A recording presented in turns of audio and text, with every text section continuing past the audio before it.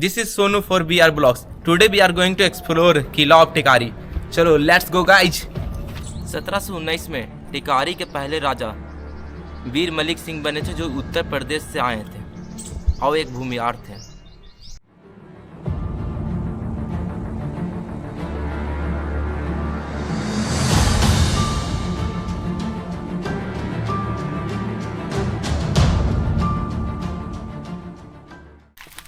ये टिकारी किला अपने समय का एक बहुत महत्वपूर्ण किला है और ये बंगाल के राजाओं के द्वारा इसे शासित किया जाता था. जैसा कि पहले के टाइम में जमींदारी सिस्टम था, तो टिकारी एक जमींदारी था, पर यहाँ के लोगों को लगता था कि एक किंगडम था, क्योंकि यहाँ के राजा के पास सेना नहीं हुआ करती थी.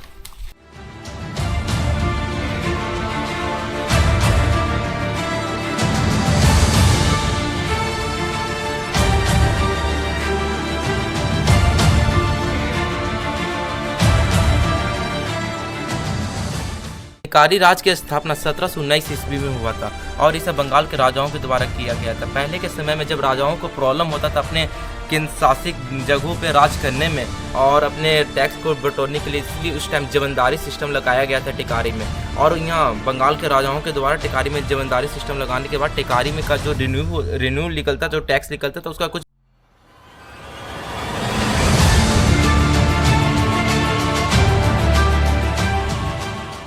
टिकारी राज के अंडर में 2046 गांव आते थे और इससे जितना भी 2046 गांव में टैक्स मिलता था, टिकारी राज कलेक्ट करने के बाद बंगाल को राजाओं को दे दिया जाता था और उससे जितना पैसा बचता था टिकारी राज अपने अंडर में रखता था.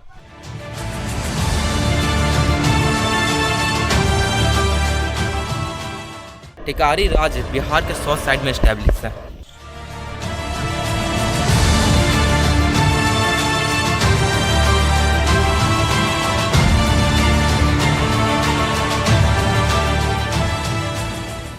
टिकारी एक ऐसा राज है जिस पे बंगाल के राजाओं ने और मुगल ने भी राज किया और ब्रिटिशर्स से भी नहीं राज किया. लेकिन ये एक ऐसा राज है जिसमें तीनों मुगल्स, ब्रिटिश और बंगालीस तीनों राजाओं के द्वारा शासित किया गया और इसमें बार अभी तक एक भी बार नहीं हुआ. टिकारी राज के द्वारा बनाया गया 1886 में टिकारी राज स्कूल और नगर पालिका 1850 में बना.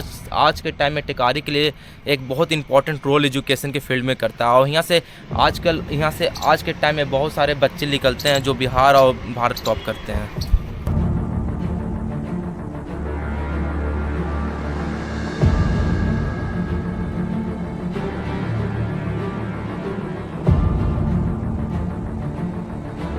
टिकारी के आखिरी राजा गोपाल चरण सिंह का जन्म 1885 में हुआ था और जब बिहार में और ब्रिटिशर्स के द्वारा एक रूल निकाला गया था, जब तक उसका बच्चा मैच्योर नहीं होता था तब तक वो अपने शासन को वहाँ पर लगा नहीं सकता था.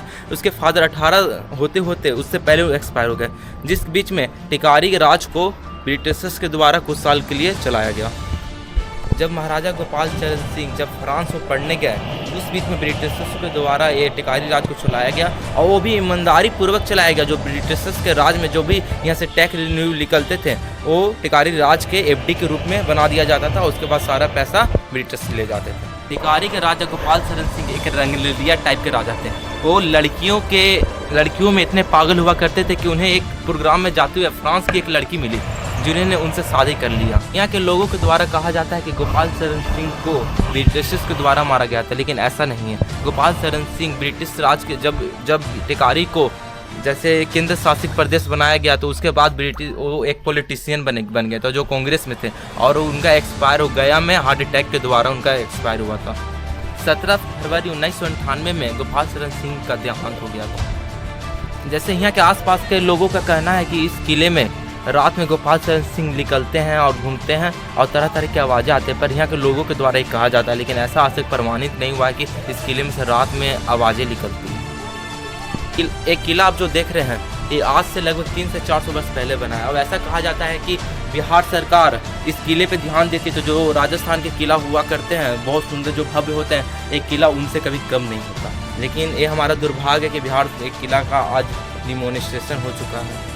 चरण के कुल 4 पत्नियां थीं और उनमें से एक पत्नियां उनसे डिपोर्ट्स लेकर वो आज के टाइम के पाकिस्तान में उनका प्रॉपर्टी का कुछ हिस्सा लेकर चला गया. लेकिन कहा जाता है कि उनके कुछ बसंस जिंदा हैं जो अभी गया और पटना में रहते हैं. पर ऐसा तो आज तक टिकारी के लोगों से द्वारा समय में ऐसे वृक्ष का यूज किया जाता था जो पतले हुए करते थे और चौड़े हुए करते थे और लंबे हुए करते थे, जिससे हमें एक छोटा सा स्ट्रक्चर बनाने के लिए भी बहुत ज़्यादा वृक्ष का यूज करना पड़ता था। पर ऐसा कहा जाता था कि ये बहुत मजबूत हुआ करता है। आप देख सकते हैं कि ये 300-400 वर्ष पुराना है और आजकल के टाइम के जो वृक्ष हुआ करते थे मोटे हुआ करते हैं और आज मजबूत भी नहीं हुआ करते। आप देख सकते हैं कि आजकल के न्यूली वृक्ष है और पुराना वृक्ष है, इससे हमें भी पता चलता है कि पुराने समय का है और नए समय का है।